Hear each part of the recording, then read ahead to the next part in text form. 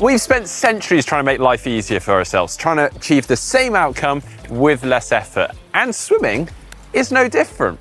So with that in mind, I've got a whole host of tips to help you swim with less effort. So let's start with your body position. This is going to have the greatest impact on how easily you find swimming. Now, if you can float relaxed in the water, well, that is a great start. You're already halfway there. But the key with your body position is that you want to be flat or horizontal in the water. By doing so, you're going to create less resistance as your body passes through the water, and therefore it's going to require less effort. Now, you can kind of force your body into this position by using some training aids, such as a pool buoy, some buoyancy shorts, even a wetsuit. And that's going to allow you to experience what that body position should feel like. But that does come with a warning: don't start to use them too much and become too reliant on them. First though, let's try to achieve this body position unassisted. Now, a good way to think of this is like your body is a seesaw. If one end tips up, the other end is going to tip down, and vice versa. And with that, your head is an incredibly heavy part of your body. If you lift that up, to perhaps look down the lane, your legs and your feet are going to drop down as a compensation. And that is going to create resistance. Now, instead of lifting your head up to look down the pool ahead of you, you should actually look down at the floor and then forwards by about 2 meters. So the water should be hitting around hairline, and you should be able to see where you're going in your peripheral vision. Obviously, with that, also don't start pushing your head or burying your head down into the water, because that's actually going to create its own drag and issues.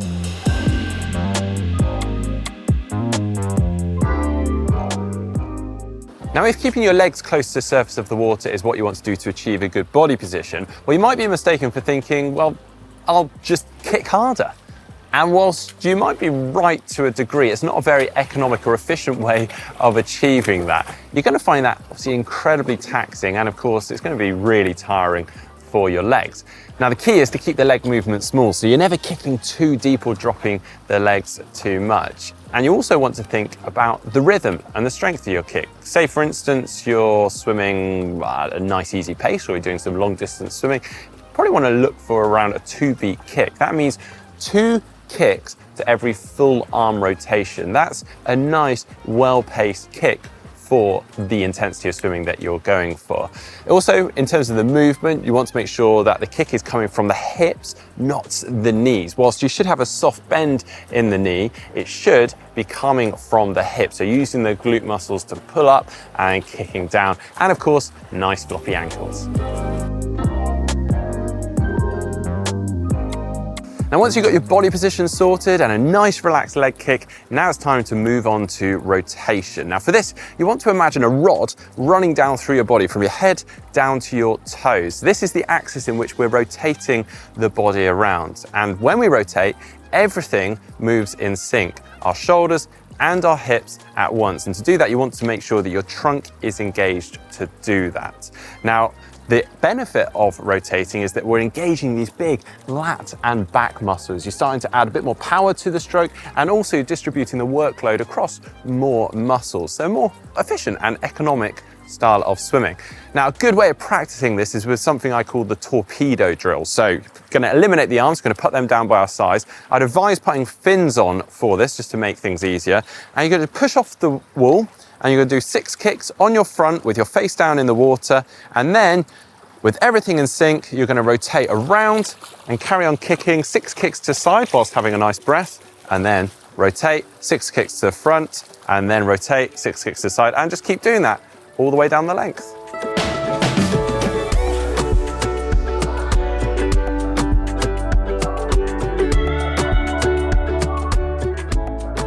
Now, being able to breathe easily and get enough oxygen is one of the quickest ways of making something feel like less effort. And one of the beauties of rotation is that you're getting your body and your head position into position that's ready to breathe. All it may require is a small additional movement of the head to take that breath. Now, one of the big misconceptions is that you need to move your head more to take a bigger breath. Now, there's a couple of issues with that. One, you don't need to be taking a big gulping breath.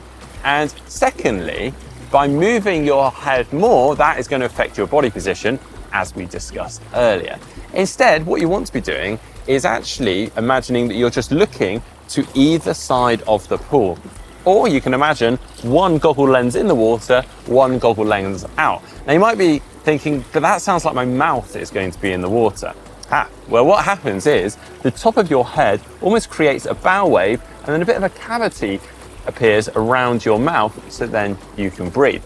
Another way of making the breathing easier is actually with the amount of breaths you take. If you are feeling breathless, then maybe drop down the amount of strokes you do between your breaths. If you're currently breathing every 3 or 4 strokes, drop that down to 2, or you can even alternate it. You could do 3, 2, 3, 2, and so on.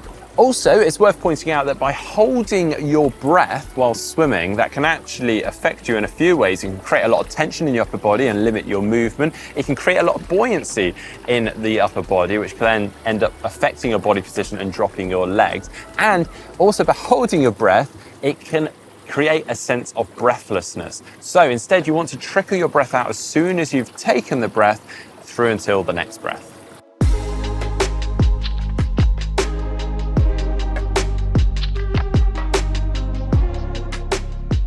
And finally, relax. Now, I always find it funny when someone tells you to relax because it's certainly not something you can force, but there is some merit to this with swimming because there are parts of the stroke that do require more effort and there's other parts that perhaps don't. For instance, the pool phase, obviously that's going to require a lot of force through the water and is going to require effort. But then the recovery phase, where the hand is exiting the water, doesn't. So let's make it as easy as we possibly can. When the hand exits the water, let's get it to the front as easily as we possibly can. Now, a good drill for this is something called the finger drag drill. So as the hand exits the water, we drag our fingers across the surface of the water with a nice floppy wrist and then enter it at the front. Another area to look at is also with your stroke rate. If you've got a really, really high stroke rate, that is obviously going to be requiring quite a lot from your cardiovascular system. And if it is unnecessarily high, that is going to be unnecessarily taxing you. Equally, if you've got a really slow stroke rate, well, you're going to be putting out quite a lot of force through the water to overcome the inertia from some dead spots when you start to slow down and potentially sink in the water because the stroke rate is too slow. So, try and eliminate those dead spots, figure out the stroke rate that works best for you to make swimming as easy as you possibly can. Now, believe it or not, swimming can be a really relaxing and therapeutic sport. I'm sure many of you are questioning that at the moment, but please do stick with it, and hopefully by following some of these tips today, you will find swimming becoming a little more easy for yourself. If you've got any questions, drop them in the comment section down below. And if you found today's video helpful, please give it a thumbs up, give it a like, and don't forget to support the channel by subscribing.